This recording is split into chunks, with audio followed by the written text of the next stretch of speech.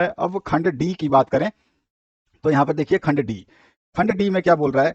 खंड डी में बोल रहा है परस्पर संपर्क में रखे दो पतले लेंसों के संयोजन की फोकस दूरी के लिए सूत्र निगमित करिए। सबसे पहले तो हमें डायग्राम बनाना पड़ेगा। हमारे पास इसमें दो लेंस की बात कर रहा है, दो पतले लेंस है, तो दो लेंस को हम बना लेते हैं कि एक लेंस ये है और इसके साथ जो दूसरा लेंस भी रखा हुआ है और दोनों के नाम दे देंगे हम। तो यहाँ पर आपका एक एक लेंस तो ये हो गया, ठीक है। और एक लेंस हम जो है दूसरा भी ले लेंगे जिनके नाम रख लेते हैं L1 और L2। तो आप इनके नाम रख दीजिए, मैं रख देता हूँ इसका, ये जो है आपका लेंस 1 है और ये आपका लेंस 2 है, ठीक है। इस तरह से हमने मान लिया और यहाँ पे प्रिंसिपल एक्सिस ड्रॉ कर लेते हैं इसकी। तो प्रिंसिपल एक्सिस इस तरह से कुछ आ जाएगी आपकी प्रिंसिपल एक्सिस। अब आपको पता है कि यहाँ पर हमारा इस साइड में ऑब्जेक्ट रखा जाता है, तो हमने जो है यहाँ पे ऑब्जेक्ट को मेंशन कर देना है। तो हमारा जो है ऑब्जेक्ट कहीं यहाँ पर मेंशन करना है, ठीक है। ऑब्जेक्ट आ गया और ऑब्जेक्ट से जो है आपके फर्स्ट लेंस पे जो गिरता है, आपका फर्स्ट लेंस से जो किरण गुजरती है ऑब्जेक्ट की, वो जाकर के इमेज फॉर्म करती है। तो हम इसको भी लिख लेते हैं। तो सबसे पहले हम इमेज फॉर्म करते हैं। ध्यान रखना है ये सारी चीजें आपको अच्छे तरीके से आने चाहिए। तो यहाँ पर जो ये लेंस पे गया और यहाँ से ये टकराने के बाद में जो है ये आपका फिर से आपको जो है इस तरह से यहाँ पर इस तरह से करेगा। बिंब जो बनेगी इस तरह से डैश डैश करके मैं दिखा रहा हूँ अलग अलग, ताकि लाइनें जो हमारे को समझ में आ पाए। नहीं तो फिर क्या होगा कि एक जैसी लाइनें सारी हो जाएंगी तो आपको समझ में नहीं आएगा। तो इस तरह से ये जो डैश डैश जा रही है इस ऑब्जेक्ट की इमेज बनाने वाली लाइन है ये। तो यहाँ पर जो है इमेज बना। अब इसका जो है हमने यहाँ पर माना कि ऑब्जेक्ट जो है इस ऑब्जेक्ट का लेंस 1 से जो इमेज बनेगी वो हमारी I1 बनेगी। भाई L1 है तो उससे क्या बन रहा है I1 जो है हमारी इमेज बनी, ठीक है। इसके बाद अब ये जब I1 इमेज बनती है तो ये लेंस 2 के लिए एक ऑब्जेक्ट का काम करती है। I1 जो इमेज बनी है, ध्यान रखना है यहाँ पे बहुत ज्यादा यही कंफ्यूजन होता है बच्चों को, जो चीज समझ में नहीं आती है। लेंस 1 के लिए ऑब्जेक्ट यही है और उसका बिंब उसने I1 बना दिया। लेकिन जो ये I1 यहाँ पे बिंब बना है, इमेज बनी है, इस प्रतिबिंब का जो है ये अब वस्तु का काम करेगी। किसके लिए? लेंस 2 के लिए वस्तु का काम करेगी। और जब ये लेंस वस्तु के लिए काम करेगी तो इसका बिंब जो है अलग बनेगा और ये बिंब जो बनेगा वो यहाँ पर इससे थोड़ा सा पहले बन जाएगा। यहाँ पे बन गया, ठीक है। तो इस तरह से हमने माना कि ये बिंब जो है यहाँ पे बन रहा है, यानी कि इस I1 का इमेज लेंस 2 की वजह से यहाँ पे बन रहा है। और हमने कहा कि ये जो इमेज बनी है वो आपकी L2 से बनी है, तो इसको हमने I का नाम दे दिया, ठीक है। ये आपका I हो गया। अब जो है हमने इसको आई नाम दे दिया तो यहाँ पर ये आई इमेज बन गए और ये I1 बन गए, ध्यान रखना है। और इसकी जो फोकस है उस फोकस को भी मेंशन कर देते हैं कि इसकी जो फोकस दूरी है F1 होगी, ठीक है। और इसकी फोकस जो है वो F2 होगी, ये भी हमने मेंशन कर दिया। मेंशन करते जाना है। अच्छा, O से लेकर के L1 जो लेंस है आपकी, जिसको मैं अगर मैं बोलूं कि इसके बीच में जो है आप सेंटर मान लीजिए कि इस तरह से ये सेंटर है, ठीक है। इसका सेंटर ये है और इसका सेंटर यहाँ पर इस तरह से ये सेंटर है। तो अब हम बात करते हैं कि यहां से ये दूरी जो होगी वो कितनी होगी।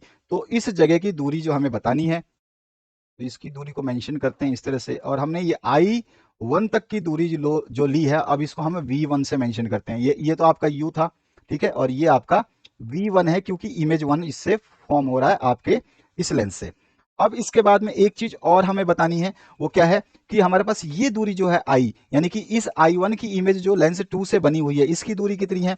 तो इसकी दूरी को हम V मान लेते हैं। इसको V1 माना है तो इस दूरी को हम V1 मान लेते हैं। तो यहां से जो मैं बोलूं कि I1 तक की दूरी जो ये है दूरी, ये आपकी V मान लेते हैं, ठीक है।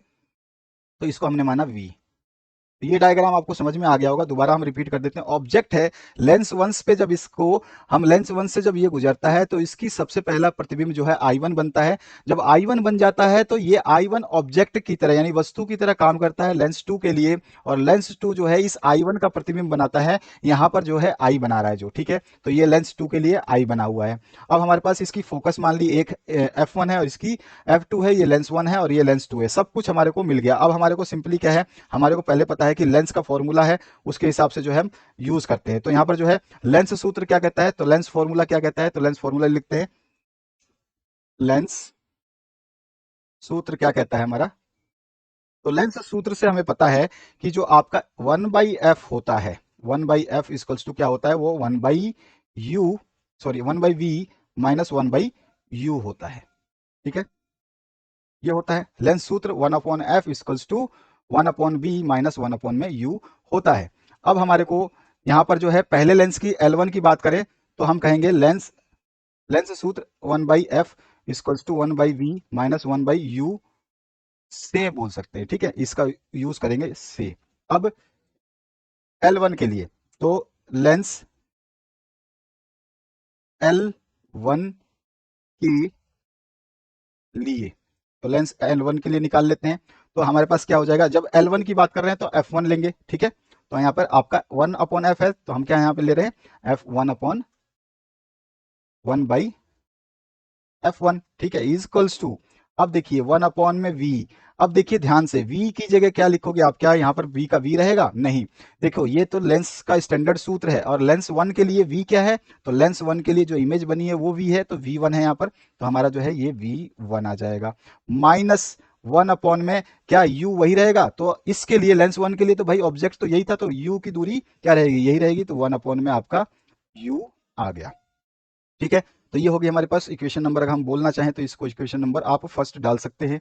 अब देखिए लेंस जो है आपका दूसरा जो है उसके लिए ले लेते हैं, तो लेंस L2 के लिए तो हम कह सकते हैं लेंस L2 के लिए, लेंस L2 के लिए अगर हम बात करें तो यहाँ पर जो है क्या हो जाएगा, 1 में देखो L2 का फोकस क्या है, 2 है, F2 है ना, तो यहाँ पर जो है हम इसी सूत्र से लेंस सूत्र का उपयोग कर रहे हैं, तो यहाँ पर जो है ये क्या हो जाएगा, 1 में F हो जाएगा, F2, 1 में F2, तो यहाँ पे लिखते हैं 1/F2 इज इक्वल्स टू, अब यहाँ पे ध्यान देने वाली बात है कि यहाँ पर जो है V क्या है, तो यहाँ पर देखोगे कि लेंस के लिए ये वाला जो है आपका बन गया था क्या, ये आपका ऑब्जेक्ट बन गया था, ये वाली चीज क्या बनी थी, ये आपका ऑब्जेक्ट बना हुआ है, और इस ऑब्जेक्ट का बिंब बना रहा है L2 I पर, और I की दूरी कितनी है V, तो V कितनी, हम यहाँ पे क्या ले लेंगे, 1 में यहाँ पे आ जाएगा V, ठीक है। अब माइनस का साइन, और 1/u, अब u यानी कि u क्या है यहाँ पर, वस्तु की, लेंस 2 के लिए वस्तु क्या है, तो लेंस 2 के लिए वस्तु I1 है, और I1 की लेंस 2 से दूरी कितनी है, तो V1 है, तो हम V1 जो है यहाँ पर लिख देंगे। ये हमारे पास इक्वेशन नंबर क्या बन गई, दो, ठीक है। तो फर्स्ट इक्वेशन और सेकंड इक्वेशन बन चुकी है। अब समीकरण 1 और 2 से हम क्या करते हैं, अब समीकरण 1+2 करने से, अब 1+2 क्यों किया, क्योंकि परस्पर क्या रखे हैं, ये संपर्क में रखे हैं, जुड़े हुए रखे हैं, टच में रखे हैं, तो इसलिए हम इसको 1+2 कर रहे हैं। पहले वाले का एक जो आपका F1 है तो उसको लिख लेते हैं, तो आपके पास क्या है 1/F1 प्लस में दूसरे का क्या है 1/F2 है, तो लेफ्ट साइड का लेफ्ट साइड में जोड़ेंगे और राइट साइड का राइट साइड में जोड़ेंगे, तो 1 प्लस में 1/F2 is equals to, F1 का मान जो है वो लिख लेते हैं 1/V1 माइनस 1/U, और फिर आपको जोड़ना क्या है, F2 की वैल्यू, प्लस F2 कितना है 1/V माइनस 1/V1, ठीक है। ये हमारे पास इक्वेशन बन गई। अब देख सकते हो कि ये माइनस का 1/V1 है और ये प्लस का 1/V1 है, तो इसको और इसको काट सकते हैं हम आराम से, तो हमारा जो पहला ये और ये जो है कट जाएगा। अब हमारे पास बचा क्या, तो यहाँ पे देखो 1/V जो है ये बचा हुआ है किसमें, 1/V है जो पॉजिटिव है, तो हम कह सकते हैं कि यहां पर जो हमारे पास 1/F1 plus 1/F2 is equals to आ गया प्लस का 1/V, और माइनस का बचा हुआ 1 में U, ठीक है। तो ये हमारे पास आ गया 1 प्लस में F1 प्लस में 1/F2 equals to 1/V minus 1 में U, ठीक है। ये चीज आपको समझ में आ गई। और एक चीज हम जानते हैं, ये ध्यान रखना, ये हमेशा याद रखना, और आपको पता भी है, यदि यदि वस्तु, ठीक है, वस्तु, यहाँ पे वस्तु लिख दिया, वस्तु, अगर आपकी वस्तु क्या है हमारी, तो u, जो वस्तु की दूरी होती है u, अगर वस्तु की दूरी जो है वो, अगर वो अनंत पर है, वस्तु कहाँ पर है, वो अनंत पर है, इनफाइनाइट पे है, तो अगर u बराबर इन्फानाइट हो तो आपका उसका इमेज जो बनता है, यानी कि v से वो इमेज कहाँ बनेगा, तो वो बनता है फोकस पे, ठीक है। ये चीज आपको ध्यान रखना है, इसको हम कैपिटल लिखते हैं, जो हमारा ये कहाँ बनता है, फोकस पे बनता है, ठीक है। ये ध्यान रखना है कि जो हमारा वस्तु अगर अनंत पे है तो उसका जो बिंब बनेगा वो फोकस पे बनेगा। अब इनके मान रख देते हैं हम ऊपर वाले इस समीकरण में, तो यहाँ पर 1/F तो आपका है ही, तो इसको हम एज इट इज लिखते हैं कि भाई 1/F1 तो हमारा है ही, प्लस में 1/F2 तो हमारा है ही, first lens second lens is equals to, जो है आपका, अगर हमारा वस्तु अनंत पे होगा तो हमारी जो बिंब बनेगी वो फोकस पे बनेगी, तो यहाँ पर जो है बिंब कहाँ बनेगी, फोकस पे लेकिन जो है हमारा वस्तु कहाँ पे होगा, अनंत पे। ठीक है, यू की जगह हमने अनंत रखा और वी की जगह हमने एफ रखा। ये हमने पढ़ा भी है स्टार्टिंग से, 10वीं में जब हमने पढ़ा था प्रकाश, और फिर 11वीं 12वीं में भी पढ़ा है हमने प्रकाश की है।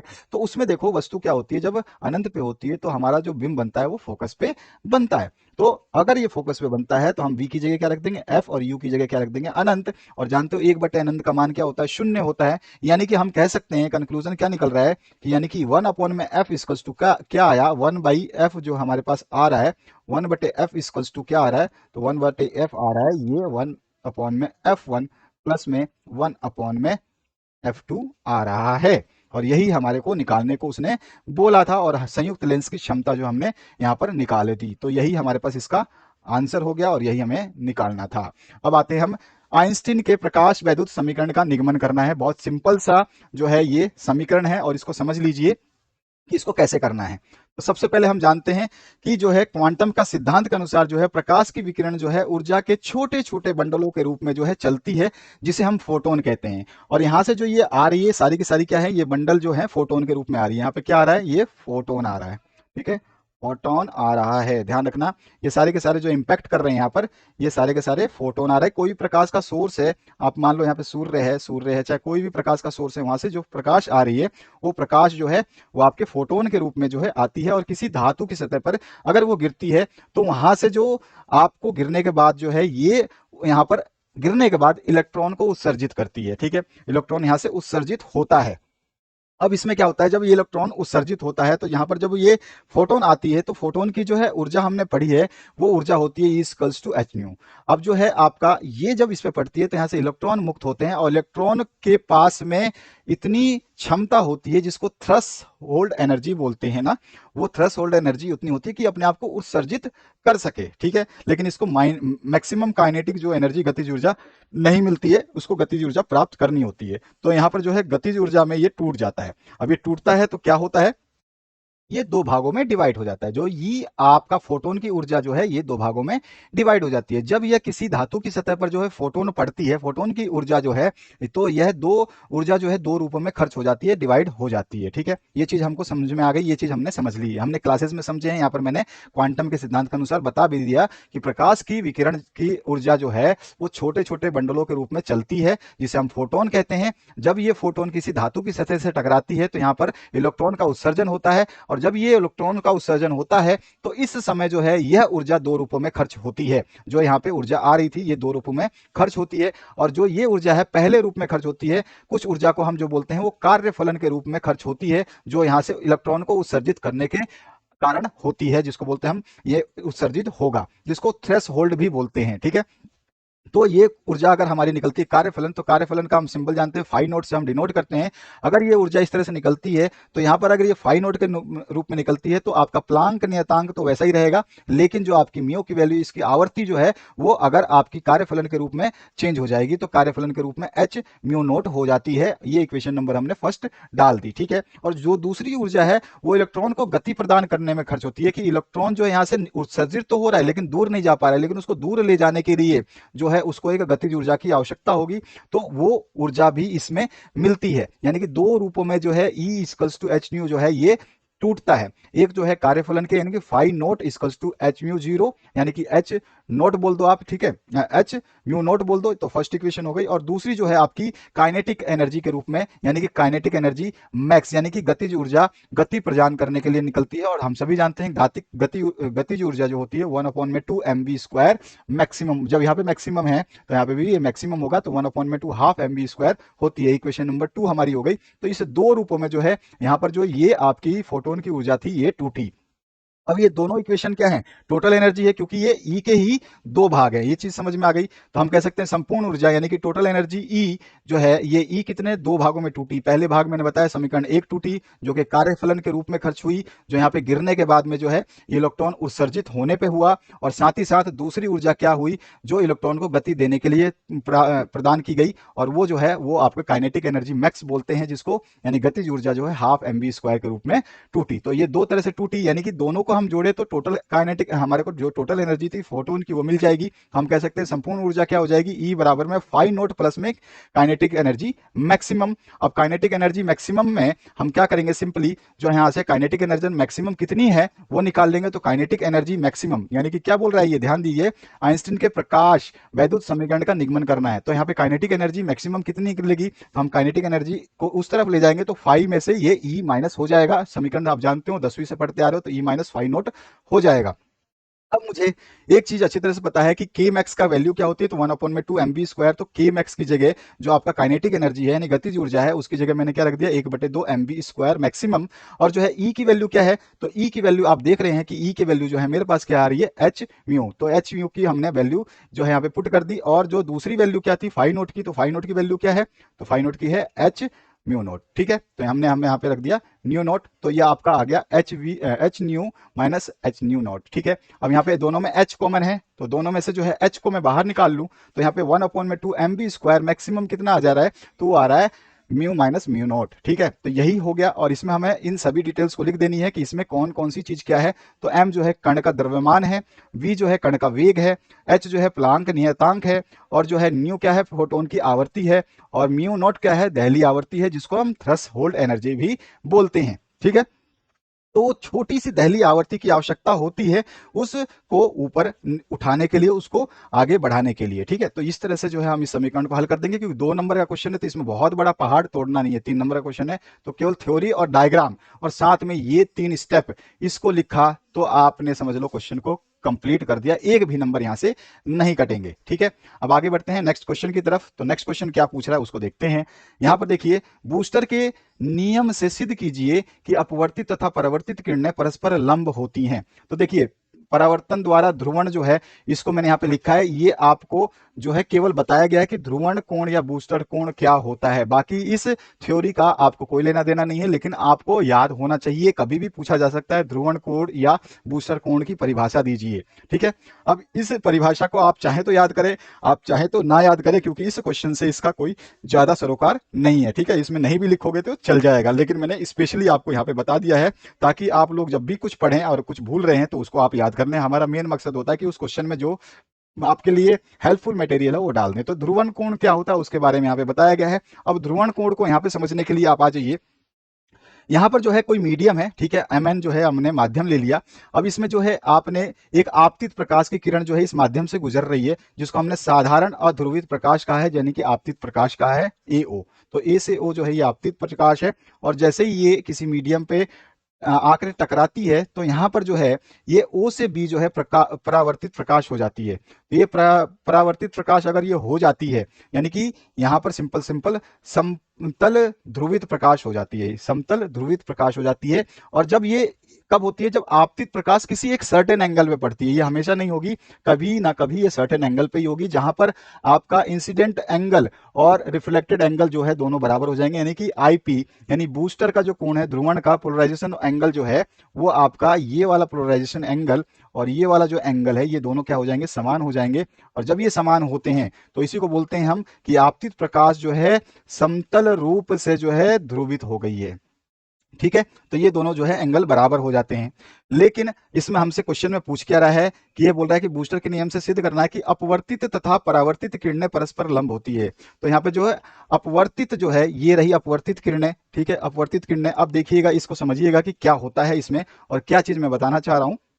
एक प्रकाश की किरण जो है ना वो कई दिशाओं से, आप जानते हो कि आप बल्ब जलाते हो तो ऐसा तो है नहीं कि बल्ब जो लगी है उसके केवल आगे आगे रोशनी होगी और उसके अगल बगल में रोशनी नहीं होती। तो इस तरह से आप देखते हो कि बल्ब की रोशनी जो है यानी कि कोई भी प्रकाश जो है वो चारों दिशाओं में, या बोल सकते हैं जितनी भी दिशाएं हैं वहां पर वो सब जगह पे इस तरह से ट्रैवल करता है। ठीक है, हर जगह पे वो ट्रैवल करता है यानी कि जाता है।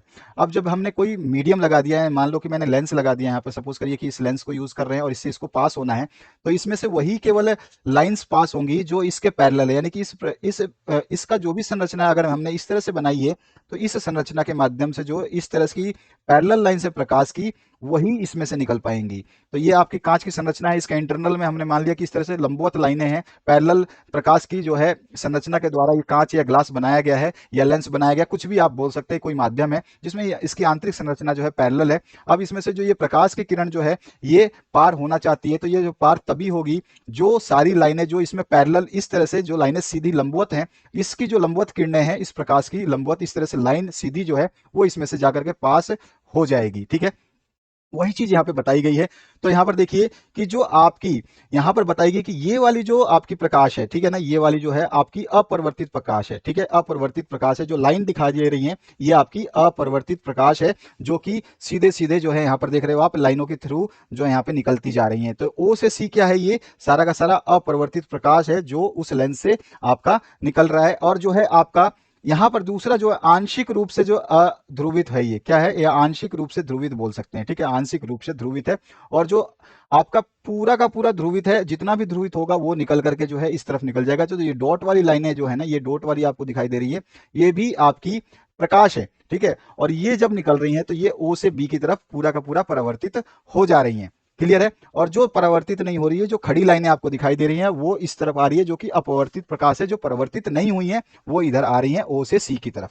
अब जो है इसमें क्या बोल रहा है कि ये बोल रहा है कि ये जो परावर्तित प्रकाश है और अपवर्तित प्रकाश है, इसके बीच में जो ये एंगल बन रहा है यहां से लेकर के और यहां तक, ठीक है, ये वाला एंगल, ये बोल रहा है कि ये बताइए कि ये परस्पर लंब होते हैं, यानी कि यहाँ पर जो एंगल बनेगा वो 90 डिग्री बनता है। ये चीज हमें बताना है कि यहाँ पर जो ये एंगल बना है ये 90 डिग्री बनता है। बहुत ही सिंपल है, बहुत ही साधारण है। ठीक है, तो हम यहाँ पर बूस्टर के नियम को हम जो है समझा देते हैं। तो यहाँ पर जो है ये वाला आपको केवल आपको थ्योरी बताई गई है, प्रकाश का ध्रुवण क्या होता है। हालांकि आपको ये लिखना नहीं है, लेकिन आपको पढ़ लेना चाहिए कि हो सकता है एग्जाम में पूछ ले, तो आपको पता होना चाहिए। हमारा जो मेन क्वेश्चन है यहाँ से शुरू होता है, जो हमारा ये डायग्राम है, और उसमें हम बता देंगे ओ ए क्या है, ओ बी क्या है और ओ सी क्या है। ठीक है, तो हमने तीनों के नाम जो है किरणों के नाम लिख दिए, ओ ए क्या है, ओ बी क्या है और ओ सी क्या है।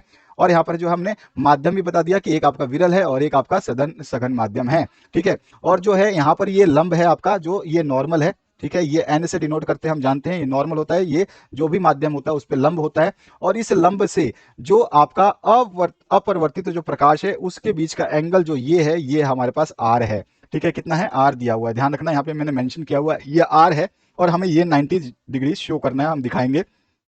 तो बूस्टर का नियम क्या कहता है, किसी माध्यम का अपवर्तांक, अपवर्तांक कुछ भी हो, ठीक है, जैसे कि इस माध्यम में अपवर्त, देखो ऊपर वाला विरल है और इस वाले सघन माध्यम का अपवर्तांक हमने म्यू लिया है। तो देखना, तो किसी माध्यम का अपवर्तांक उसके ध्रुवण कोण की स्पर्शज्या, स्पर्शज्या का मतलब होता है टेंजेंट, टेंजेंट को हम इंग्लिश में टेंजेंट बोलते हैं, हिंदी में स्पर्शज्या बोलते हैं। ठीक है, और साइन को जया बोलते हैं और कोस को कोजया बोलते हैं। ध्यान रखना, ये सब चीजें जो है हिंदी में हम पढ़ते हैं, कई बच्चे केवल इंग्लिश को ही समझते हैं, हिंदी नहीं समझते। साइन कोस टेन को क्या बोलते हैं हम, तो टेन जो होता है वो स्पर्शज्या होती है, साइन जो है वो जया होती है, और कोस जो होता है वो कोजया होती है। ठीक है, तो यहाँ पर देखो, किसी माध्यम का अपवर्तांक उसके ध्रुवण कोण की स्पर्शज्या के बराबर होता है। तो यानी कि कोई भी माध्यम में आ रहा है आपका, ठीक है, और जब वो माध्यम में आ रहा है और जब वहां पर क्या हो रहा है, वो उस माध्यम से अपवर्तित हो करके जो प्रकाश वो बढ़ रहा है, तो यहाँ पर जो सॉरी जब अपवर्तित होकर के वो परावर्तित होकर जब बढ़ रहा है, तो यहाँ पर आपतित प्रकाश की किरण जो भी एंगल बनाती है, इंसिडेंट या एंगल ऑफ पोलराइजेशन जिसको बोलते हैं, ध्रुवण कोण जो है वो उसका टेन का फॉर्म में आता है, जब उसका क्या दिया हो, आपको अपवर्तांक दिया हो। ठीक है, तो यहाँ पर जो है वो किसके बराबर होता है, किसी माध्यम का अपवर्तांक उसके ध्रुवण कोण की स्पर्शज्या के बराबर होता है। बस ये सिंपल सा बूस्टर का नियम कहता है, ये चीज ध्यान रखना। यानी कि म्यू का जो मान होगा, जो हमने माध्यम का अपवर्तांक जो होगा वो क्या होगा, 10, और जो ये एंगल बना रहा है आईपी, यानी कि पोलराइजेशन एंगल, ध्रुवण कोण जो बना रहा है वो 10 आईपी हो जाएगा। तो ये होता है म्यू बराबर 10 आईपी। ठीक है, ये समझ में आ गया आपको कि जो है बूस्टर के नियम से ये होता है म्यू बराबर 10 आईपी। ये साधारण सा फॉर्मूला है जिसको आपको हमेशा याद रखना है कि बूस्टर के नियम से म्यू का मान होता है 10 आईपी। और 10 का मान आप सभी जानते हो कि 10 थीटा जो हम लिखते हैं वो क्या लिखते हैं, साइन थीटा बटे में कॉस थीटा लिखा जाता है। तो आप जो है इस म्यू को एज इट इज लिया हमने, और 10 को क्या लिखा, साइन बटे कोस, और यहाँ पे थीटा की जगह क्या है, आईपी, तो आईपी ऊपर और आईपी नीचे। ये इक्वेशन नंबर फर्स्ट बनी। उसके बाद में स्नेल का नियम भी आपने पढ़ा है, म्यू में होता है जो साइन की, जो भी आपका साइन होता है, ठीक है, एंगल ऑफ इंसिडेंट, ठीक है, साइन आई अपॉन में sine r, angle of refraction, ठीक है ना, आपको पता है ना। तो ये एंगल ऑफ इंसिडेंट क्या है, आईपी है, और एंगल ऑफ रिफ्रैक्शन क्या है, नॉर्मल से नापा जाता है। नॉर्मल क्या है, ये वाली डैश डैश वाली डंडी है। तो यहाँ पे आपतित किरण जो है, एंगल ऑफ इंसिडेंट आईपी है, और जो है परावर्तित अपवर्तित किरण जो है वो आपके नॉर्मल से जितना भी एंगल बनाती है, जो कि यहाँ पे दिखा रखा है हमने, आर बना रही है। कितनी दूरी है, ये आर बना रही है। तो ये इसके रेशियो के बराबर होता है। स्नेल का नियम से कहता है कि म्यू बराबर साइन आई अपॉन में साइन आर होता है। तो हमारे पास यहाँ पे साइन आई की जगह क्या है, कोण साइन आईपी है, तो हमने उसको कोण को साइन आईपी ले लिया और अपॉन में साइन आर लिख दिया। अब हमारे पास कोण इक्वेशन नंबर 2 बन गई, क्योंकि ये भी म्यू की वैल्यू है और ये भी म्यू की वैल्यू है, तो दोनों ही म्यू की वैल्यू है, यानी कि समीकरण 1 और 2 दोनों क्या है, बराबर है। तो मैं कह सकता हूं कि साइन आईपी अपॉन में कोस आईपी, जो कि ये मान है पहला वाला, ये बराबर हो जाएगा दूसरे वाले मान के साइन आईपी अपॉन में साइन आर के। तो यहाँ पर हमने इस दोनों को बराबर कर दिया समीकरण 1 और समीकरण 2 से, जो कि यहाँ पर आप जानते हैं कि यहाँ पर सिंपली क्या हो जाएगा कि यहाँ पे भी साइन आईपी है, यहाँ पे भी साइन आईपी है, तो ये दोनों साइन आईपी तो है, कट जाएंगे, ठीक है ना, साइन आईपी से साइन आईपी कट जाएगा। तो यहाँ पे बचेगा क्या, कोस आईपी और यहाँ पे साइन आर बचेगा, ठीक है, यही दो बचेंगे, क्योंकि ये 1 अपॉन में साइन आर हो जाएगा, ये 1 अपॉन में कोस आईपी हो जाएगा, वापिस से उल्टा कर देंगे तो cos I P equals to sine R हो जाएगा, ये तो आपको पता ही है। तो यहाँ पर जो है ये साइन से ये साइन कट जाएगा, तो हम कह सकते हैं कि ये और ये जो है कट गए। तो हमारे पास बचा क्या, 1 cos I P equals to 1 sine R, दोनों को पलट देंगे तो cos I P equals to sine R जो है हमारे पास ये सिंपल समीकरण बन गई। और हम जानते हैं कि जो है आप कोस आई पी को तो एज इट इज रखें, और हमको एक फॉर्मूला और पता है कि साइन थीटा बराबर क्या होता है, कोस 90 माइनस थीटा, ये हमारा एक फॉर्मूला होता है। तो इधर तो कोस था ही और इधर साइन था, तो इस साइन को कोस में बदलने के लिए हमने साइन आर को क्या कर दिया, कोस 90 माइनस आर, जो कि हमारे पास थीटा की जगह क्या है, आर है, तो हमने थीटा की जगह आर यूज किया, तो कोस 90 माइनस आर हो गया। यहाँ पे कोस कोस हो गया, तो फिर से मेरा कोस से कोस कैंसिल आउट हो जाएगा, यानी कि angle i P equals to 90 minus r हो गया। और मैं इस आर को उधर ले जाऊं तो आई पी प्लस में आर इक्वल्स टू 90 हो गया। तो ये तो आई पी प्लस में आर इक्वल्स टू 90 है। आई पी कौन सा था, तो आई पी ये है, ठीक है, ये है, और ये आर जो है इसका बता रहा है कि ये दोनों मिलाकर के 90 हैं, ये एंगल, ठीक है, ये एंगल और ये एंगल मिलाकर के दोनों 90 हैं। लेकिन हमसे पूछ क्या रहा है क्वेश्चन में, हमें बताना है कि ये एंगल और ये एंगल टोटल 90 है, हमें ये बताना है कि ये एंगल 90 है। तो हमें आगे थोड़ा सा और करना पड़ेगा। तो हम जानते हैं कि ये एंगल यहां से लेके आर तक का, ठीक है, और फिर ये वाला आपका जो एंगल है बी ओ सी, ठीक है, बी ओ सी, यानी कि जो इसको हमें निकालना है, तो बी ओ सी ले लेते हैं इसको। तो हमने सबसे पहले एंगल कौन सा लेना है, तो ये वाला ओ, आपका ये वाला एंगल है ओ एक्स ओ बी, ठीक है, तो आप एक्स ओ बी ले लो या फिर आप कैसे भी कर लो। तो यहाँ पर जो है ये आपका कौन सा है, ये क्योंकि हमारे को इसका मान निकालना है, तो हम इसको तो लेंगे नहीं, हमारे को ये सारा का सारा मान लेना है, यहाँ से लेकर के इस एक्स का पूरा इधर वाला कोण लेना है, ये वाला। तो यहाँ पर जो एक्स ओ और बी, तो एक्स ओ बी कितना है, तो एक्स ओ बी हमने लिख लिया, ये रहा एंगल एक्स ओ बी, ये वाला एक्स ओ बी, और एक्स ओ बी कितना है, आईपी है, ध्यान रखना, ये आईपी है तो ये भी कितना है, आईपी है। तो हमने इसको यहाँ पे इसका मान क्या है, आईपी रख दिया। इसी तरह से एंगल अब बी ओ सी, तो बी ओ सी तो हमें निकालना है क्योंकि इसको 90 के बराबर प्रूव करना है, तो बी ओ सी एंगल हमने लिख दिया, और अब इसको हम चेंज नहीं करेंगे क्योंकि एंगल को बी ओ सी को निकालना है। इसके बाद एंगल जो है आपका नेक्स्ट कौन सा एंगल, तो आप देखोगे कि ये एंगल यहाँ पे बन रहा है, देखिए कि आपका जो है ये क्या बन रहा है, वाई ओ सी। तो वाई ओ सी कितना है, ये आर है, तो हमने कहा कि ये वाई ओ सी है, और वाई ओ सी का हमने मान लिख दिया आर, ठीक है। अब यहाँ पर जो है ये टोटल तीनों का, ये पूरे की पूरी लाइन का कितना मान होता है, तो आप जानते हो एंगल फर्स्ट ये वाला एंगल, ठीक है, प्लस फिर दूसरा ये वाला एंगल, और प्लस में ये वाला एंगल, तीनों को मिला करके हम जो बोलेंगे कि ये टोटल 180 डिग्री होता है। जब ये 180 डिग्री होता है तो मुझे एक्स ओ बी का आई पी मान पता है, और बी ओ सी मुझे निकालना है, आर का मान मुझे पता है, अभी अभी हमने आर का मान जो है देख लेंगे कि यहाँ पर आर का मान कितना है, तो आर का मान यहाँ से निकाल सकते हैं, आर का मान जरूरत भी नहीं है, आप देख सकते हो यहाँ पर सिंपल आईपी प्लस में आर टोटल कितना है, आईपी प्लस में आर कितना है, 90 है, आईपी प्लस में आर 90 है, तो ये आईपी है और ये आर है, तो इन दोनों का मान हमने रख दिया 90, ठीक है। यहाँ पर ध्यान दीजिएगा, ये आईपी है और ये आर है, हमने मान निकाल लिया था 90, तो ये आईपी और ये आर दोनों का मान हो गया 90, और बीओसी मुझे निकालना है, तो बीओसी को मैंने एज इट इज रखा है यहाँ पर, ठीक है, बीओसी। तो ये 90 जो है उधर जाएगा तो 180 में से घट जाएगा, 180 में से माइनस हो जाएगा, तो एंगल बीओसी का मान कितना आ गया, 90। यही हमें प्रूव करना था, तो हम लिख देंगे हैंस प्रूव्ड, ठीक है, इति सिद्धम। तो यही हमें सिद्ध करना था। इसने बोला था कि आप सिद्ध करिए कि बूस्टर के नियम से जो है आपतित और परावर्तित किरणें जो है परस्पर लंब होती हैं, यानी कि परपेंडिकुलर होती हैं। तो यहाँ पे हमने इसको परपेंडिकुलर शो कर दिया। अब आते हैं हम नेक्स्ट क्वेश्चन की तरफ।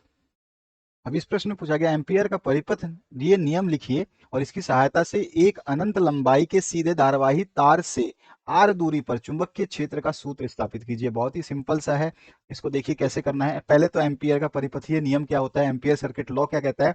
तो किसी बंद समतल वक्र यानी पाश के अनुदिश चुंबकीय क्षेत्र का रेखीय समाकलन इंटीग्रेशन जो है हम करेंगे चुंबकीय क्षेत्र का, तो उस वक्र से गिरे पृष्ठ से गुजरने वाली कुल विद्युत धारा के मान का जो है वो म्यू नोट गुना होता है। कितना होता है, म्यू नोट गुना हो जाता है, उस चुंबकीय क्षेत्र का म्यू नोट गुना हो जाता है। ठीक है, ध्यान रखना है, समाकलन जब हम करते हैं तो कितना होता है, म्यू नोट गुना जो उसमें धारा बह रही है उसका गुना होता है, यानी कि आई इंटू म्यू नोट गुना। ठीक है, यही एम्पियर का परिपथ का नियम है और जिसका इक्वेशन जो हम इस तरह से लिख देंगे। इसके बाद यहाँ पे हम बता भी देंगे कि आई क्या है, जहां पर आई जो है बंद पास से होकर गुजरने वाली विद्युत धारा है। ठीक है, और अनंत हमको, क्योंकि हमको क्वेश्चन में क्या बोला कि अनंत लंबाई से सीधे धारावाही तार से जो है आर दूरी पर स्थित किसी बिंदु पर चुंबकीय क्षेत्र की गणना भी हमें करनी है। इस क्वेश्चन में यही बोल रहा है कि अनंत लंबाई के सीधे धारावाही तार से आर दूरी पर स्थित किसी बिंदु पर चुंबकीय क्षेत्र की गणना करनी है। तो हम लिखते हैं और हम ये डायग्राम बनाएंगे। यदि एक लंबे तार में आई धारा प्रवाहित हो रही है, ठीक है, आई धारा प्रवाहित हो रही है और तार से आर दूरी पर एक प्रक्षेपण बिंदु है, कोई भी बिंदु हमने मान ली उस आई से आर दूरी पर है पी बिंदु, जिस पर चुंबकीय क्षेत्र की तीव्रता बी हमें ज्ञात करनी है। इस बिंदु पे हमें चुंबकीय क्षेत्र की तीव्रता ज्ञात करनी है। तो इसमें कुछ नहीं है, इस तरह का डायग्राम बनेगा जिसमें हमारी जो है आपके आई वाला जो लाइन है, इस आई से जो हमने इस पूरे सर्कल का, ये पेज फाड़ लीजिए और पेज फाड़ के बीच में होल कर देते हैं, उसमें से पेन डाल देते हैं, तो इस तरह का आपको डायग्राम देखने को मिलेगा। ये गोल जो है पेज का टुकड़ा है और बीच में जो ये चीज जा रही है मान लीजिए कि पेन है। अब जो है आपको ये दिख तो रहा है कि ये जो है पैरेलल है इसके, ऐसा नहीं है, ये जो है आप इस तरह से समझिए कि ये आपका इस तरह से है और जो है यहाँ से ये आपका जब आ रहा है तो ये क्या हो रहा है, इस तरह से ऐसे निकल रहा है। ठीक है, ऐसे निकल रहा है, ऐसे चलते हुए ऐसे निकल रहा है, तो उसको दिखाया गया यहाँ पे। हालांकि ये डायग्राम जो है आप इस तरह से समझ रहे हैं जैसा नहीं है और आपको ये स्कूल में भी सिखाया होगा। अब जो है हमसे जो पूछा जा रहा है कि हमें जो है इसका क्या निकालना है, तो आर दूरी पर जो है बी पर चुंबकीय क्षेत्र की तीव्रता क्या होगी पॉइंट पी पर, उसको हमें निकालना है। यानी कि पॉइंट पी पर जो है चुंबकीय क्षेत्र की तीव्रता क्या मानी हमने यहाँ पे, बी मानी है, तो हमें बी निकालनी है। ठीक है, अब इसको बी को निकालने के लिए बस सिंपल सा हमें काम क्या करना है कि हमें एम्पियर सर्किट लॉ पता है कि हमारे को क्या दिया गया है, वो आपको दिया गया है यहाँ पर, B D L equals to mu naught into I. ठीक है, अब जो है यहाँ पर हमें क्या करना है, बी जो चुंबकीय क्षेत्र है इसकी दिशा हमें ज्ञात करनी है। और हमने एक चीज ये भी पढ़ी है कि आपका फ्लेमिंग्स जो है राइट हैंड रूल, जो आपका सीधे हाथ का नियम है, उसमें अंगूठा क्या दिखाता है, वो धारा की दिशा दिखाता है और बाकी उंगलियां क्या दिखाती हैं, आपको चुंबकीय क्षेत्र की दिशा दिखाती हैं। तो चुंबकीय क्षेत्र की दिशा इस तरह से आप अपना उंगली को कर सकते हैं। तो आपका अंगूठा जो है ऊपर की तरफ दिखाई दे रहा है, आप राइट हैंड को अपने देखिए तो ऊपर की तरफ दिखाई देगा अंगूठा आपका, और मोड़िए उसके सारी उंगलियों को, तो आपका अंगूठा ऊपर की तरफ क्या इंडिकेट कर रहा है, वो धारा की दिशा को इंडिकेट कर रहा है। और साथ ही साथ जितनी उंगलियां हैं वो क्या बता रही हैं, वो आपका जो है चुंबकीय क्षेत्र की दिशा को बता रही हैं। तो चुंबकीय क्षेत्र की दिशा इस तरह से चल रही है, इस तरह से चल रही है। और देख रहे हैं कि हमारा जो है ये आई से, और जो डिस्टेंस लिया हमने आर लिया है किसी बिंदु पी तक का, और जो है ये जो वृत्त जैसा आपको दिख रहा है, ये हर वृत्त जो है छोटे छोटे टुकड़ों से मिलकर के बना होगा ये वृत्त जो है। तो इसमें से एक टुकड़ा जो हमने मान लिया, और जो आपका बी जो चुंबकीय क्षेत्र है जो चल रहा है उसी के बिल्कुल समानांतर होगी डीएल, जो इसका जो टुकड़ा लेंगे, ये जो आपका छोटा सा पीस है जो आप देख रहे हैं वृत्त, इसमें हर टुकड़ा जो है छोटे छोटे इकाइयों का बना है। टोटल लंबाई अगर इसकी एल है तो एक छोटा छोटा पार्ट जो होगा वो क्या होगा, डीएल होगा। तो हमने उसको मान लिया कि ये डीएल है, और डीएल और जो मैग्नेटिक फील्ड है दोनों के दोनों सेम ही एक ही लाइन पे पड़ रही हैं।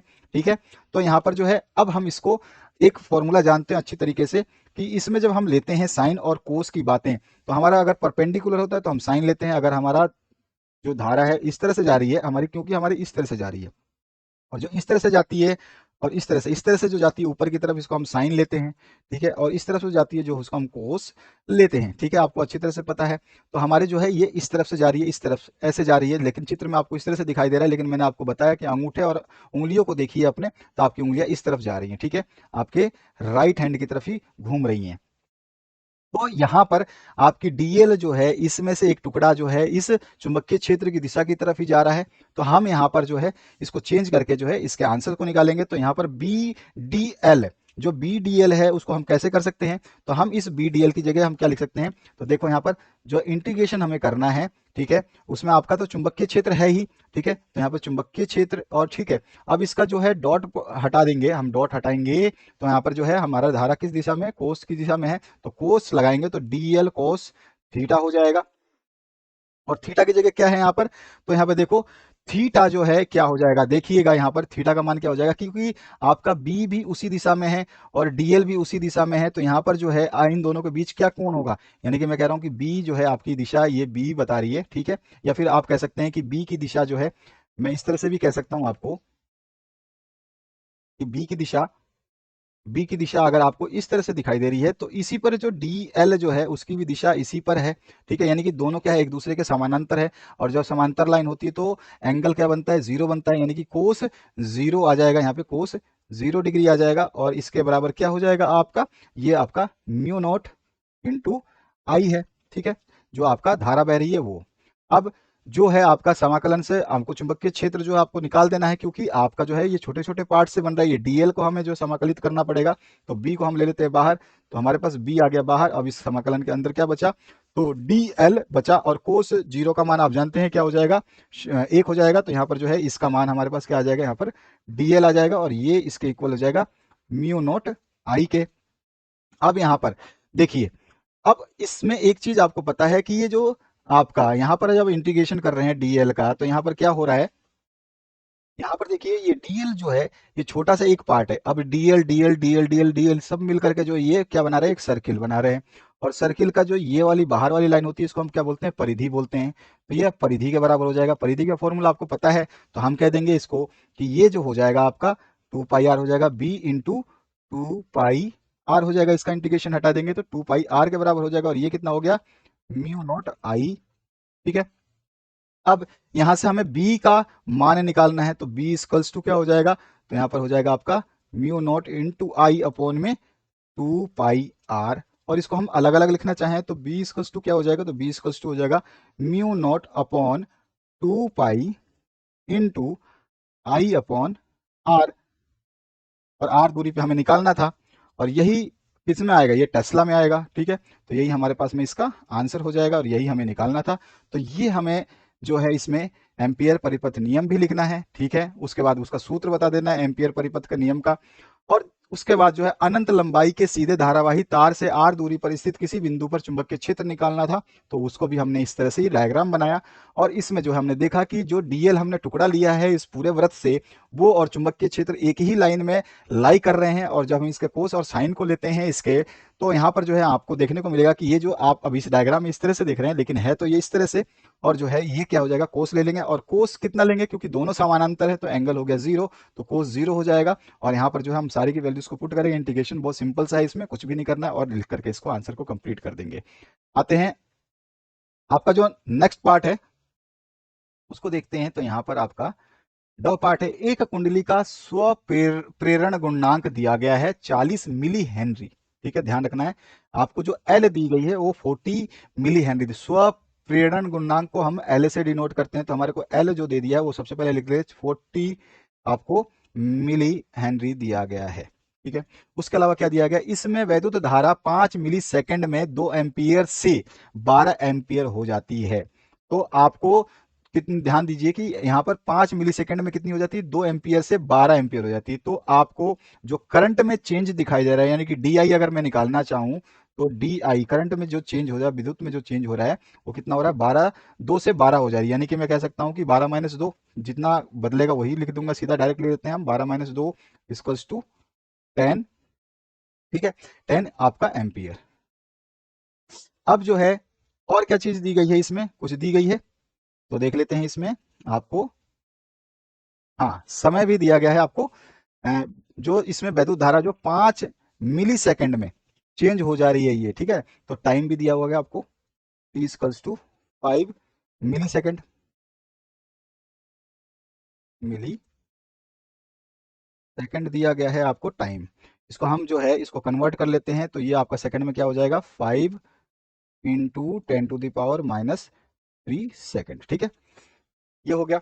अब हमारे को एक फॉर्मूला अच्छे तरह से पता है कि di/dt यानी change in current over time क्या होता है, di/dt वो क्या हो जाएगा, तो यहाँ पर di कितना है, तो di हमने निकाला 10 एम्पियर, तो ये हो गया 10 और बटे में t कितना है, तो चेंज इन टाइम कितना बता रहा है ये, 5 इंटू 10⁻³ तो यहाँ पर 5 इंटू 10⁻³ इसको अब हम यहाँ से कैंसिल आउट करें तो आपके पास क्या आ जाएगा आंसर, ऐसे 5 एकम 5, 5 दूनी 10 कट जाएगा। तो यहाँ पर ये आ गया मेरे पास टोटल वैल्यू जो आ जाएगी 2।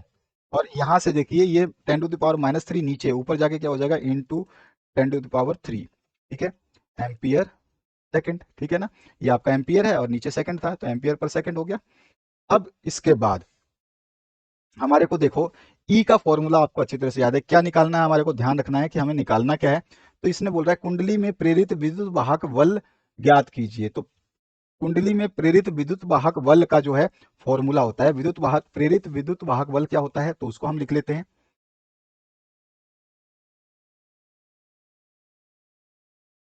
प्रेरित विद्युत वाहक बल बराबर क्या हो जाएगा, ये होता है आपका L इंटू DI अपॉन में dt। ठीक है, L जो है हमारे को दिया हुआ है 40 मिली हेनरी, तो हमने लिख दिया इसको 40। ठीक है, इनटू di/dt हमने निकाल ही लिया यहाँ पर, तो di/dt कितना, 2 इंटू 10⁻3, तो इसको लिख देते 2 इंटू 10⁻3। ठीक है, अब जो है इसको टोटल कर लीजिए, तो यहाँ पर ये हो गया 40 दूनी 80 इंटू 10⁻3, ये हमारे पास ई का मान आ गया, प्रेरित विद्युत वाहक बल का मान आ गया। ठीक है, तो ये हमारे पास इसका आंसर हो गया। तो बहुत ही सिंपल सा न्यूमेरिकल था, कंफ्यूज होने की जरूरी नहीं है, हमारे को जो जो चीजें दी गई हैं हमारे पास फॉर्मूला हमें याद है, तो हम आराम से उसको निकाल सकते हैं। इसके बाद आते हैं नेक्स्ट पार्ट पे। इसमें क्या है, एक पतले समतल उत्तल लेंस की फोकस दूरी 20 सेंटीमीटर है तथा उसके पदार्थ का अपवर्तांक भी दिया गया है, म्यू की वैल्यू दे रखी है 1.5 है। इस लेंस के उत्तल पृष्ठ की वक्रता त्रिज्या ज्ञात कीजिए। इसमें सबसे पहले डायग्राम बना के देख लें, तो हमारा जो है एक लेंस दिया गया है। सबसे पहले तो मुख्य फोकस इस तरह से बना लेते हैं, मुख्य अक्ष, और हमारे को जो लेंस दिया गया है वो है एक तरह से उत्तल और दूसरी तरफ है समतल। ठीक है, एक पतले समतल उत्तल लेंस, समतल उत्तल लेंस है। तो समतल उत्तल लेंस में जो है आपका सिंपली क्या हो गया, इस तरह से एक तरफ तो आपका सरफेस कैसा होगा, समतल होगा, और दूसरी तरफ ये उत्तल होगा। उत्तल होगा इसका मतलब वो कुछ इस तरह का आपका दूसरी तरफ होगा उत्तल। ठीक है, अब जो जिस तरफ समतल है और एक तरफ उत्तल है, ये हमने मान लिया इसका ये समतल पार्ट है, ये समतल है, और ये आपका जो है उत्तल है। ठीक है, ये कॉन्वेक्स है। अब जो है आप जानते हैं यहाँ पर हमने इसको R2 मान लिया और ये हमने R1 मान लिया इसका। अब हमारे को लेंस मेकर फॉर्मूला पता है कि आपका 1/f इक्वल्स टू होता है n-1 या फिर μ-1, आपकी मर्जी है, दोनों फॉर्मूले यूज करते हैं, n की जगह म्यू भी यूज करते हैं। इसके बाद में इनटू हो जाता है हमारा 1/r1 माइनस 1/r2। ठीक है, ये हो गया। अब हमारे को फॉर्मूले में उससे पहले हमारे को क्या दिया गया है, हमारे को दिया गया फोकस दूरी, तो हमारे को जो दिया गया है उसको लिख लेते हैं। तो दिया गया है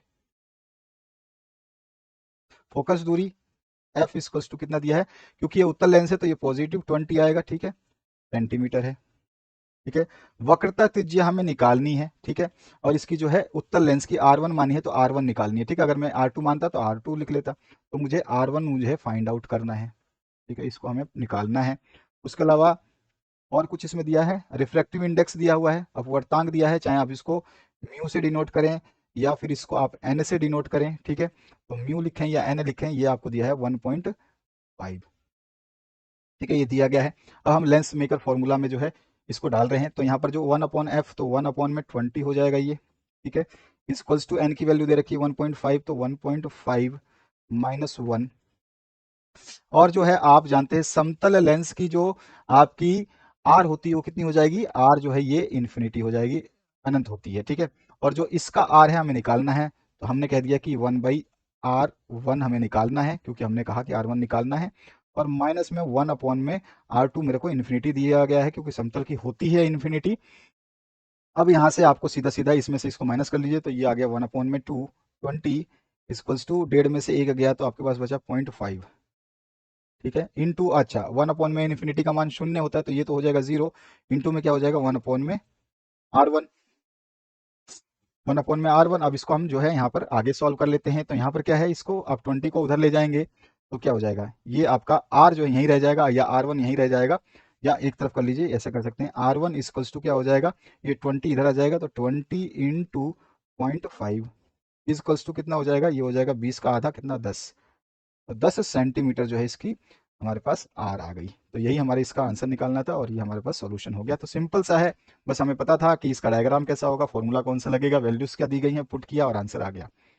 इसके बाद आ जाइए नेक्स्ट क्वेश्चन की तरफ।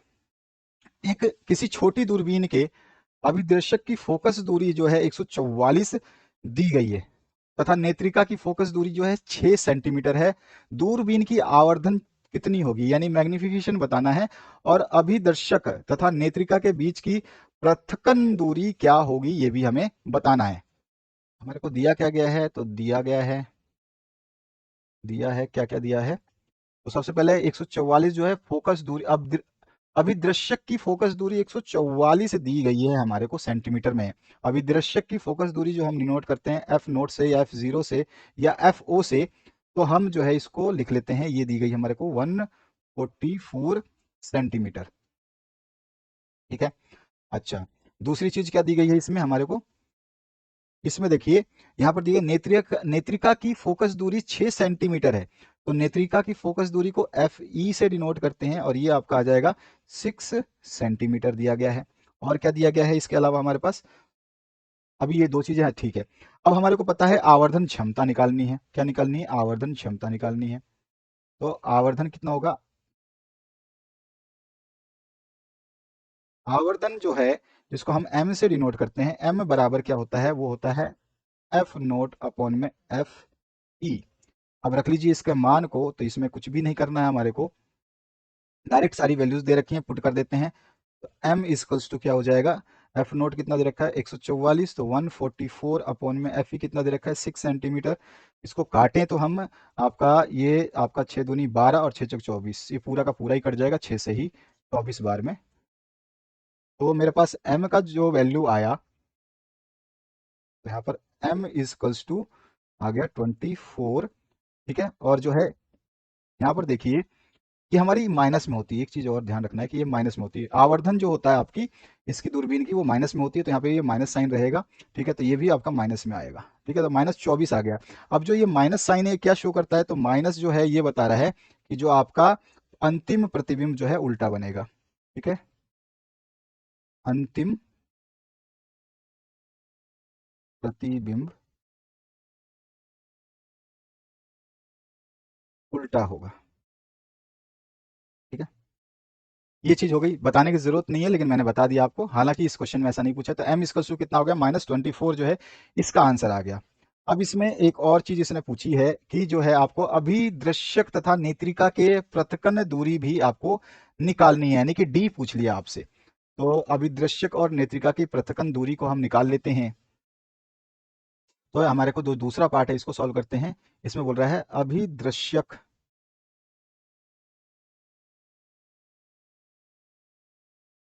तथा नेत्रिका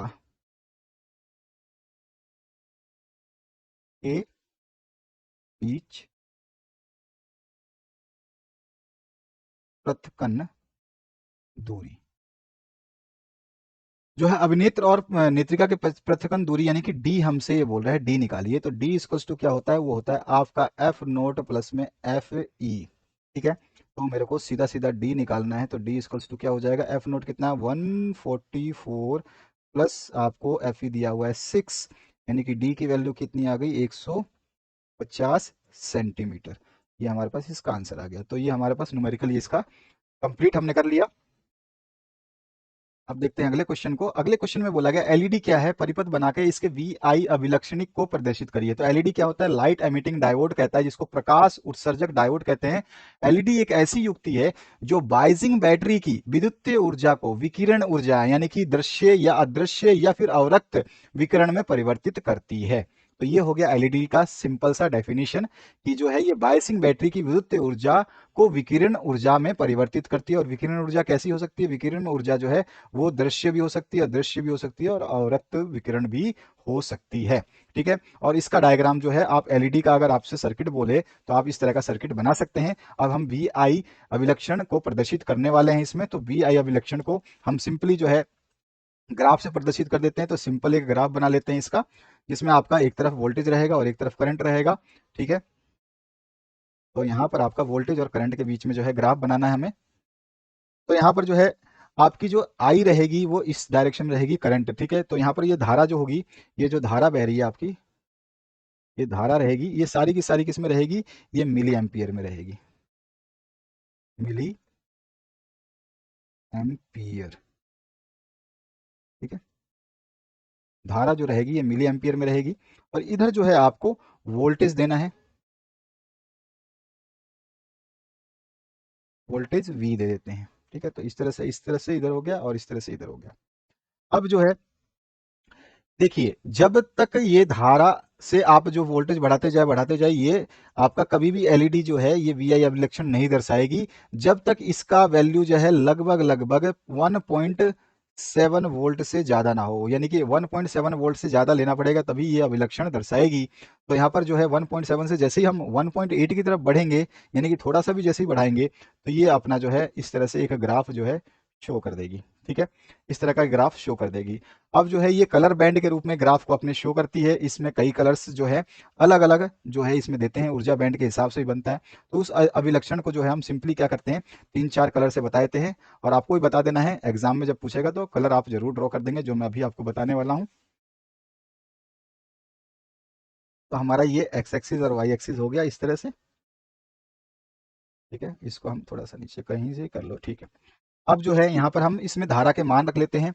तो आप सबसे पहले 0 आपका जो है मेन पॉइंट पे होगा। उसके बाद जो है मिली एम्पियर में धारा हमारा जो आई रहेगी, मैंने बता दिया था आपको, ये मिली एम्पियर में रहेगा। और यहाँ पर आपका जो है वोल्टेज वी रहेगा। ठीक है, वोल्ट रहेगा। अब यहाँ पे 0 से शुरू होगा, वोल्ट जैसे जैसे हम बढ़ाएंगे, तो सपोज करो 1 वोल्ट, उसके बाद में यहाँ पे आपका 2 वोल्ट, फिर उसके बाद में 3 volt, 4 volt, 5 volt, 6 volt, 7 volt, इस तरह से आप अपने मेंशन कर सकते हैं। और जो है मिली एम्पियर धारा जो है हम 0 से फिर हम 10 पे जाते हैं, 10, फिर 20, फिर 30, 40, 50, इस तरह से हम मानते हैं। ठीक है, तो इस तरह से हमने पॉइंट आपको मेंशन कर देना है कि ये पॉइंट है, ये पॉइंट है, इस तरह से पॉइंट लगा सकते हैं आप। अब जो है आपकी पहली जो मिली एम्पियर में जैसे ही हम यहाँ से अभिलक्षण दर्शाएंगे, तो पहला अभिलक्षण जो है ये सारे के सारे अभिलक्षण जो है ये कलरफुल जो है आपको दर्शाएगी। पहला जो अभिलक्षण जो होगा वो हरे कलर में आता है और उस हरे कलर में अभिलक्षण जो रहेगा आपका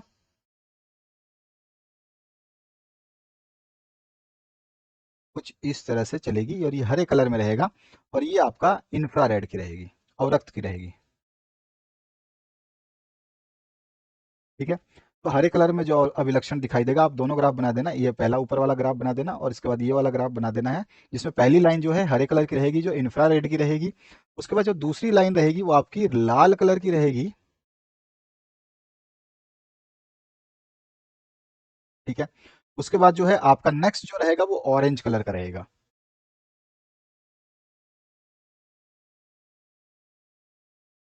ये आपका हो गया ऑरेंज। और एक जो आपका लास्ट वाला रहेगा वो ब्लू रहेगा।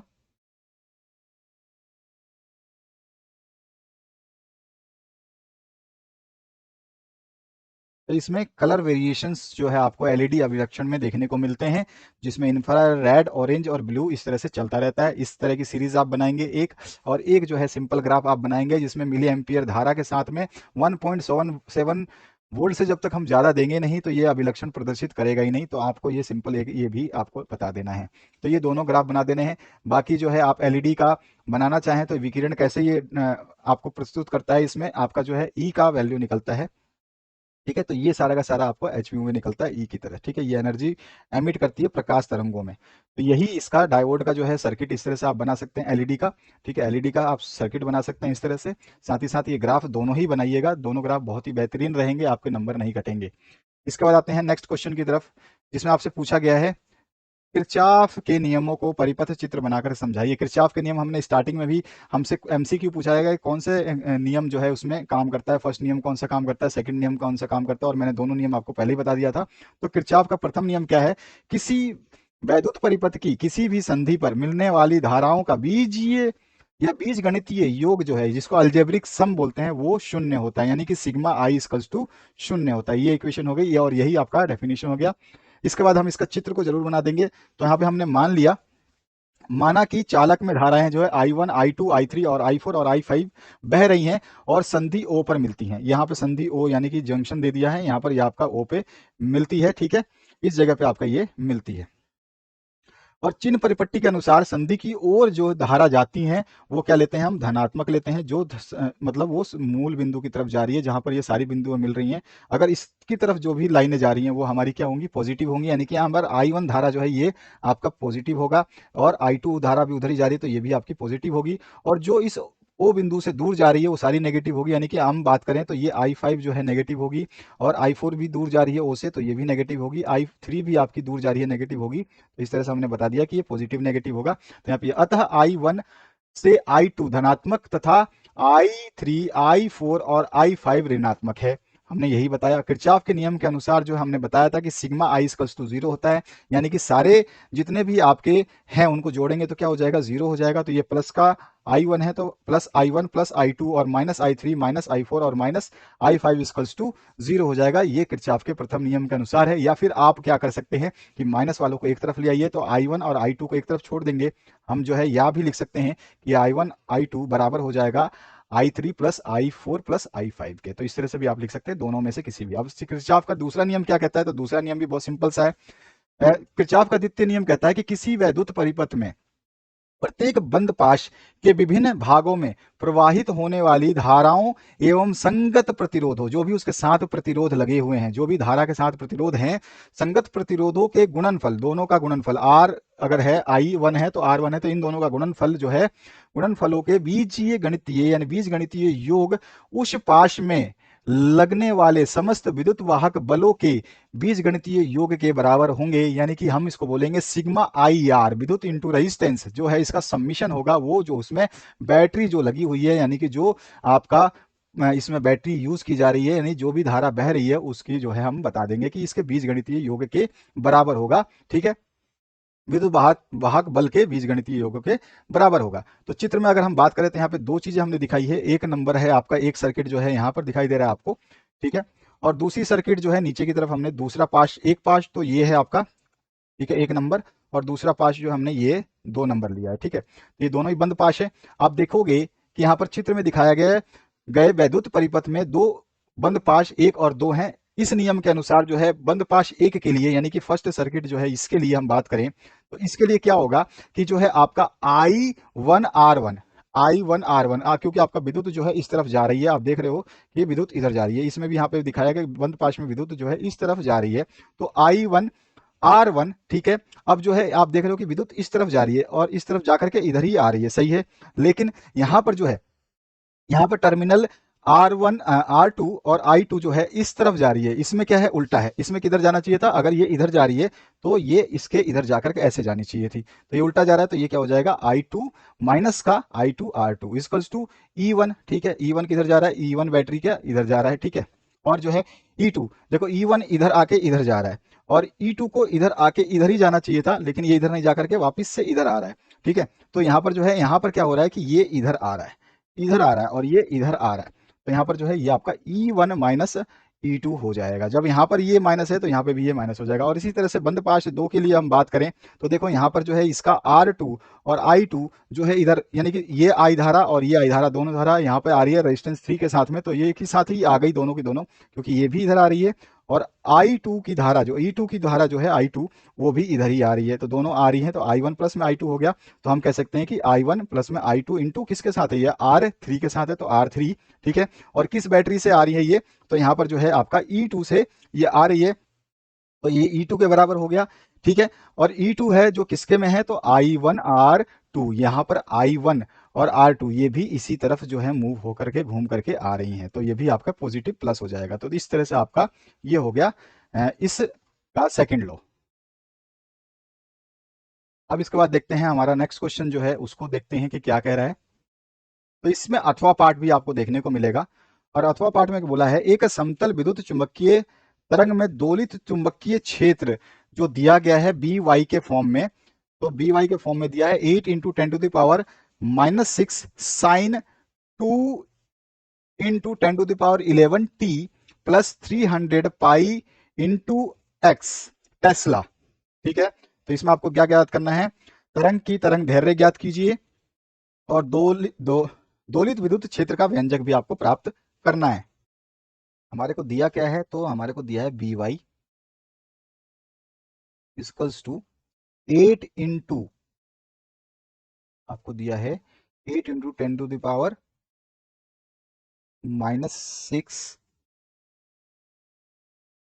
साइन, ब्रेकेट अंदर दे दिया आपको 2 इंटू 10⁻11 टी प्लस 300 पाई एक्स टेस्ला, ठीक है। ये आपको दिया गया है। स्टैंडर्ड समीकरण क्या कहती है हमारी, उससे हम तुलना करेंगे इसकी, ठीक है। तो स्टैंडर्ड समीकरण भी इसी के नीचे लिख लेते हैं ताकि हमारे को कोई समस्या ना हो, तुलना करते हुए सारे के सारे मान जो हम ले लेंगे। तो हमारी जो स्टैंडर्ड समीकरण है उसको हम लिख लेते हैं। तो हमारी जो स्टैंडर्ड समीकरण जो होती है वो क्या होती है, अगर बी वाई के फॉर्म में लिखें तो बी वाई इक्वल्स टू होता है आपका बी नोट, ठीक है, b naught sine omega t plus t x, ठीक है, टेस्ला, ठीक है। तो ये हमारे पास इक्वेशन हो गई। ये जो है हमारे को गिवन है, हमने कह दिया कि ये है आपको दिया हुआ, दिया है, ठीक है। और ये है आपकी स्टैंडर्ड इक्वेशन, हमने लिख दिया कि ये जो आपकी स्टैंडर्ड इक्वेशन है ये। अब आप इसको मान लीजिए कि ये नंबर 1 दे दिया आपने, ठीक है, और ये नंबर आपको आपने 2 दे दिया। तो समीकरण हम कह सकते हैं समीकरण 1 और 2 की तुलना पे, 2 की तुलना से, अब यहाँ पे तुलना करें तो यहाँ पे क्या क्या निकल के आ जाएगा इस समीकरण से, बी नोट की वैल्यू क्या आ जाएगी, तो 8 इंटू 10⁻⁻6 जो है बी की वैल्यू है, बी नोट की वैल्यू है। तो यहाँ पे मैं बी नोट की वैल्यू लिखना चाहूँ तो मेरे को यहाँ पे बी नोट की जो वैल्यू है तुलना करने पर क्या मिल रही है, बी नोट के बराबर क्या है, 8 इंटू 10⁻⁻6, ठीक है, कोमा और क्या है, मेरे को क्या मिल रहा है, तो यहाँ पर देख सकते हैं ओमेगा टी की बात हो रहा है, तो ओमेगा कितना है यहाँ पर, तो टी के साथ जो है वो ओमेगा है, तो यहाँ पे 2 इंटू 10⁻11 है। तो मैंने कहा कि ओमेगा जो है वो मेरे को मिला 2 इंटू 10⁻11। इसके अलावा और क्या दिया हुआ है, तो मुझे यहाँ पर ये पूरा का पूरा मान किसका है, के का है, एक्स के साथ क्या है, के है, तो के की वैल्यू क्या है, 300 पाई। तो मैंने कहा कि के जो मेरे को गिवन है वो दिया गया है 300 पाई। तो हमने कंपैरिजन करके लिख लिया, ठीक है। सबसे पहले क्वेश्चन की बात करें तो इसमें क्या है, चुंबक की विद्युत चुंबकीय तरंग की तरंग दैर्ध्य हमें तरंग दैर्ध्य हमें ज्ञात करनी है। तो हमारे को एक फॉर्मूला अच्छे तरीके से पता है, हम क्या करते हैं कि हमारा जो के इक्वल्स टू के की वैल्यू क्या होती है, तो के की वैल्यू होती है 2 पाई अपॉन में lambda, 2 pi pi by lambda. तो यहाँ से अब मैं वैल्यू रखूँ तो यहाँ पर के की वैल्यू क्या है अपने पास, के की वैल्यू है 300 पाई, तो मैंने रखा यहाँ पर 300 पाई, ठीक है। तो हमें रखते हैं के की वैल्यू 300 पाई इक्वल्स टू, यहाँ पे आपका 2 पाई तो है ही, और लेमडा हमें निकालना है क्योंकि तरंग दैर्ध्य की बात हो रही है। तो यहाँ पर देख सकते हैं कि यहाँ से पाई कट जाएगा, ये पाई से पाई कट जाएगा, तो मैं यहाँ से पाई उड़ा दूं, और यहाँ पे 2 है, इधर जाके डिवाइड हो जाएगा, ऑब्वियस सी बात है। तो हम इसको, अच्छा यहाँ पर इसको लेमडा निकालना है, तो लेमडा उधर ले जाइए, 3 को इधर लाइए, तो ये आपका क्या हो जाएगा 2/300। तो मेरा यहाँ पे आ जाएगा लैम्डा इक्वल्स टू 2/300, ये हो जाएगा। अब जो है हम इसको डिवाइड कर सकते हैं। अगर डिवाइड करते हैं तो यहाँ पर कितना आ जाएगा, इसको हम डिवाइड करते हैं 300 को, तो ये आ जाता है आपका 0.0067 मीटर। ठीक है, ये हमारे पास इसकी वैल्यू आ जाएगी लैम्डा टू, क्योंकि 3 से आप डिवाइड करोगे, जीरो तो हम बाद में लगा लेंगे आगे। आपका कितना आएगा 3, 2 को 3 से डिवाइड कर लो, या फिर आप इस तरह से भी आप इसको लिख सकते हो। कई बच्चों को दिक्कत होती है कैलकुलेशन कैसे की जाए, कैलकुलेशन बहुत ज़्यादा मिस्टेक करवाती है। तो कैलकुलेशन के लिए आप इसको इस तरह से भी कर सकते हो, मैं केवल आपको समझाने के लिए बता रहा हूँ कि आप इसको 2/3 भी कर सकते थे। ठीक है, अब 2 में आप 3 को डिवाइड करो, उसके बाद में 100 का जो है आप डिवाइड कर सकते हो। तो आप जो है 2 में 3 का डिवाइड करके देखोगे कितना आ जाएगा 2 और 3, तो यहाँ पे पहले ही पॉइंट आपका लग जाएगा, क्योंकि जाएगा नहीं तो पॉइंट लगाया आपने, ये हो गया 20। तो यहाँ पे 3 × 18, 6 बार में गया है तो 18 आ गया। उसके बाद में 2 गया, फिर आपका कितना हो जाएगा 3 × 18 ही आएगा। ठीक है ना, फिर ये 6 6 करता हुआ चला जाएगा। तो आप कह सकते हो कि 6 6 से ज़्यादा है, तो आपको भी पता है ये पॉइंट से ज़्यादा जब एक होता है तो आप उसको 7 कर देते हो, करना चाहो तो कर सकते हो, नहीं तो आप 6 6 भी लिख सकते हो। तो ऑटोमेटिकली ये 100 जो है ऊपर चला जाएगा। 100 जाएगा तो पॉइंट के बाद में 2 जीरो और बढ़ जाएंगे, तो वही चीज़ लिखे 2 जीरो और फिर 6 7। तो इस तरह से आप इसको कर सकते हैं। तो इसमें भी कोई इशू नहीं है, कैलकुलेशंस करनी आनी चाहिए आपको, प्रैक्टिस करते रहिए कैलकुलेशंस की। तो ये हमारे पास पहले वाला जो है इसका ये आंसर आ गया फर्स्ट पार्ट का। अब हमारे को ये फर्स्ट पार्ट हमने सॉल्व कर दिया, तो सेकंड पार्ट में क्या पूछा है, हमने ये फर्स्ट पार्ट सॉल्व किया है। कौन सा फर्स्ट फर्स्ट पार्ट को हमने सॉल्व किया है इसको। अब इसका सेकंड पार्ट को सॉल्व करते हैं। तो सेकंड पार्ट में जो दिया गया है, दोलित विद्युत क्षेत्र का व्यंजक निकालना है। तो व्यंजक निकालने के लिए हमको स्टैंडर्ड इक्वेशन से इसको कंपेयर करना पड़ेगा। तो सबसे पहले तो हम बात करें कि दोलित निकालने के लिए आपको जो है ई नोट की वैल्यू तो हमारे को जो है सिंपली पता होनी चाहिए, जिसको हमें निकालना पड़ेगा। तो हम जानते हैं कि जो आपका ई नोट होता है, ई नोट अपॉन में वी नोट, तो इक्वल्स टू ये सी के बराबर होता है। और जो है ई नोट इक्वल्स टू क्या हो जाएगा, अगर मैं ई नोट की यहाँ से वैल्यू निकालूं तो इक्वल्स टू क्या हो जाएगा सी इंटू बी नोट हो जाएगा। ठीक है, अब जो है लाइट यानी कि सी क्या है आपका, वेग है किसका, लाइट का। और सी की वैल्यू होती कितनी है, मैंने स्टार्टिंग में बताया था, ये होती है आपकी 3 × 10⁸ ये होती है आपकी 3 × 10⁸ मीटर पर सेकेंड।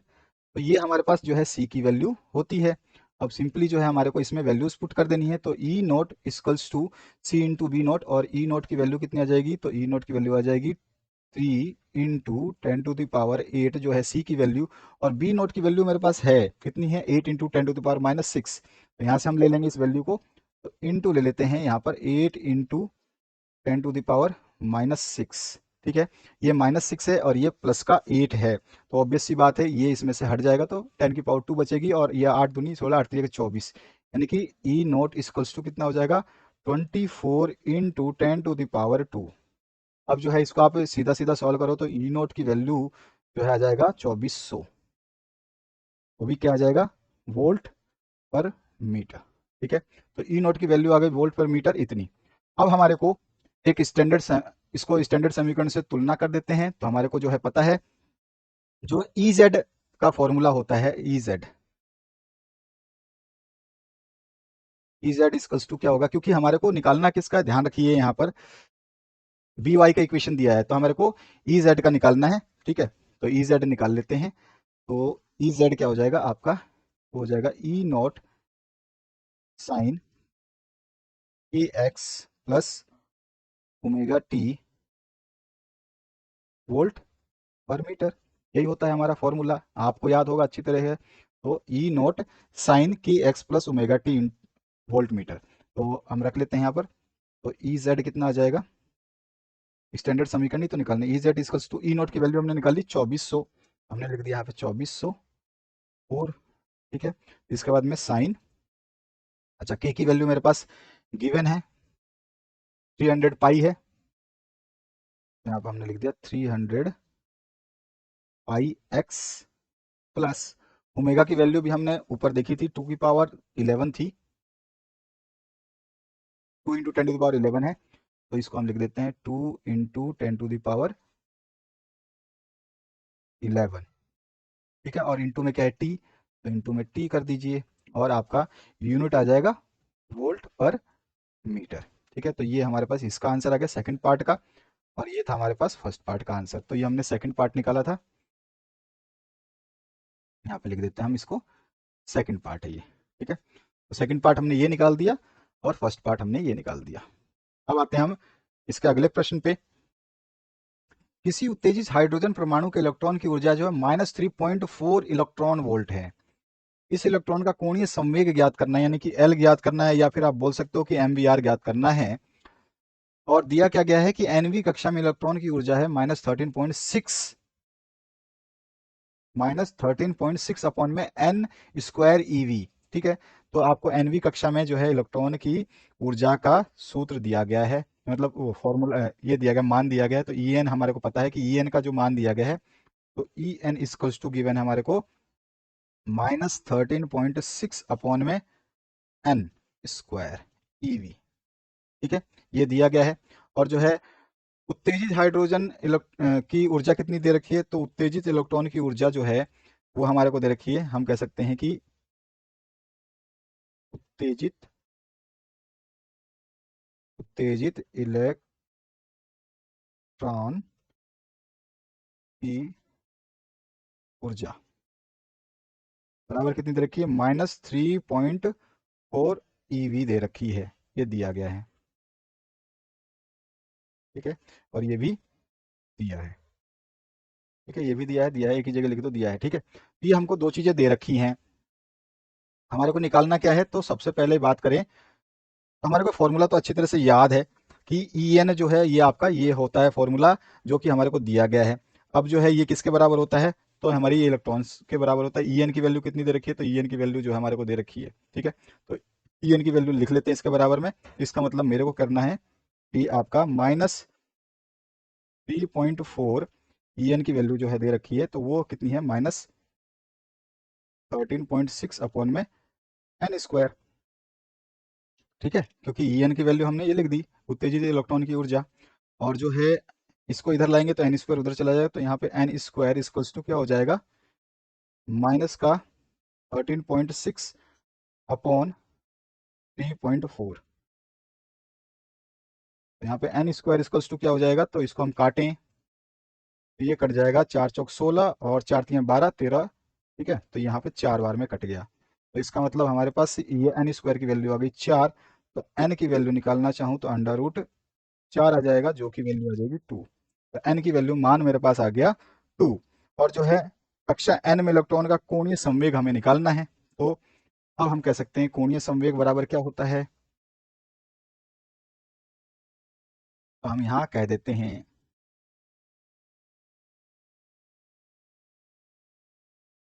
कोणीय संवेग एल बराबर क्या हो जाएगा, तो एल बराबर हो रहा है एन एच अपॉन, यहाँ पे क्या आता है आपका 2 पाई आता है। ठीक है ना, ये आपको पता है कोणीय संवेग का फॉर्मूला है ये। अब यहाँ पर जो है आपको निकाल देना है एच, जो है आपको दे रखा है, एच कितना दे रखा है, 6.6 इंटू 10⁻⁻34 दे रखा है। तो यहाँ पे रख लेते हैं। सबसे पहले एन की वैल्यू कितनी आई है, मेरे पास 2 आई है, तो हमने एल इक्वल्स टू निकाल रहे हैं, एन 2 आया, इंटू एच की वैल्यू दे रखी है 6.6 इंटू 10⁻34, 6.6 इंटू 10⁻⁻34 अपॉन 2 पाई। ठीक है, तो 2 से 2 कैंसिल आउट हो जाएगा, तो 2 से 2 तो आप हटा ही दीजिए। ठीक है, आपके पास बचा क्या, तो यहाँ पर एल इक्वल्स टू 6.6 इंटू 10⁻⁻34 है ना। तो यहाँ पर जो है आपको 6.6 को अगर हम 3.4 से काटें, यहाँ पे कि पाई की वैल्यू 3.4 रख लें, तो 6.6 इंटू 10⁻⁻34 अपॉन 3.14, इसको डिवाइड कर लें तो हमारे पास एल की जो वैल्यू आ जाएगी वो आ जाएगी 2.1 इंटू 10⁻⁻34 जूल सेकंड।